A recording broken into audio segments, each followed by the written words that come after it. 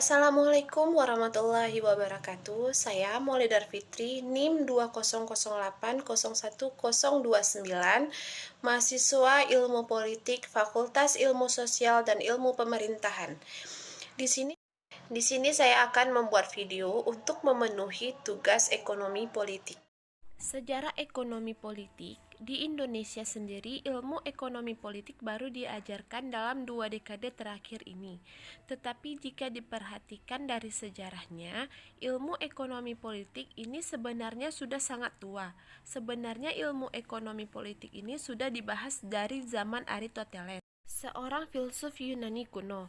Melihat hal ini, perkembangan ilmu ekonomi politik terus berlanjut dari zaman ekonomi klasik, neoklasik, sosialis, dan sampai pada zaman sekarang.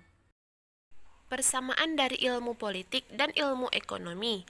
Ilmu politik dan ekonomi merupakan rumpun ilmu sosial dan kedua cabang ilmu itu memiliki hubungan yang sangat erat.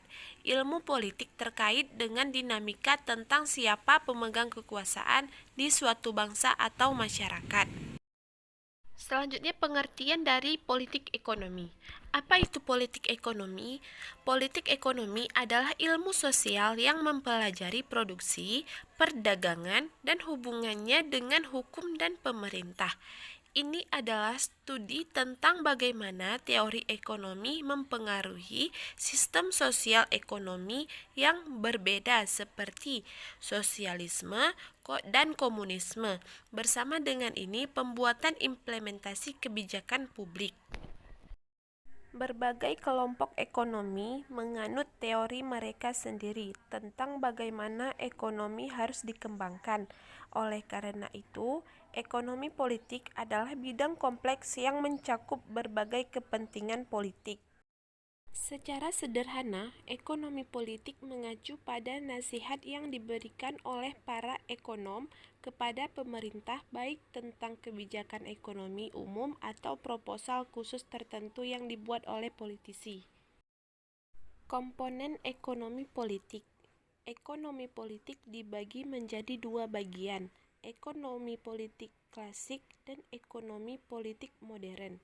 Ekonomi politik klasik mempelajari karya-karya filsuf seperti Machiavelli, Adam Smith, dan Karl Marx. Ekonomi politik modern di sisi lain mempelajari karya filsuf ekonom dan ilmuwan politik modern seperti John Maynard Keynes, Milton Friedman, dan Friedrich Hayek. Studi tentang ekonomi politik dipengaruhi oleh teori permainan karena melibatkan berbagai kelompok yang bersaing untuk mendapatkan sumber daya dan kekuasaan yang terbatas yang menilai kebijakan mana yang akan memberi hasil yang paling menguntungkan. Hal ini juga berkaitan dengan kemampuan ekonomi untuk mencapai hasil yang diinginkan. Studi tentang ekonomi politik berfokus pada 3 bidang. Yang pertama adalah studi interdisipliner. Dari sudut pandang interdisipliner, ekonomi politik berfokus pada ekonomi sosial dan ilmu politik untuk memahami bagaimana sistem ekonomi, institusi politik, dan lingkungan saling mempengaruhi dan mempengaruhi. Yang kedua, politik ekonomi baru. Di bidang ekonomi politik baru, memperlakukan kebijakan ekonomi sebagai keyakinan atau tindakan yang harus didiskusikan lebih lanjut daripada sebagai kerangka kerja yang perlu dianalisis. Ini menyatukan ideologi ekonomi klasik dan kemajuan baru di bidang politik dan ekonomi. Pendekatan tersebut menolak cita-cita lama tentang agensi dan kepentingan negara dan pasar dan bertujuan untuk mendorong perdebatan politik tentang keinginan masyarakat dan kebutuhan masyarakat. Yang ketiga, politik ekonomi internasional. Kajian ekonomi politik internasional juga dikenal sebagai ekonomi politik global, menganalisis hubungan antara ekonomi dan hubungan internasional.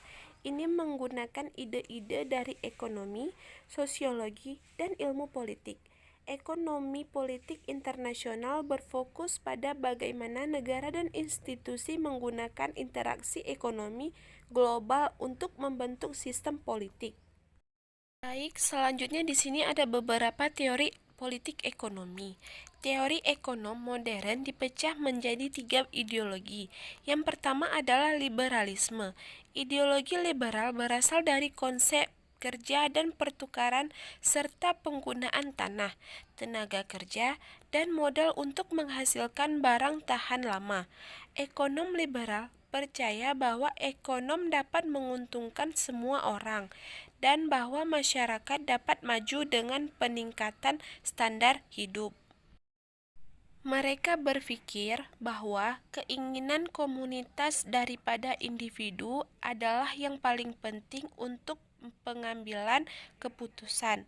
Mereka juga percaya pada kesempatan yang sama bagi semua orang dan peduli dengan struktur masyarakat sipil.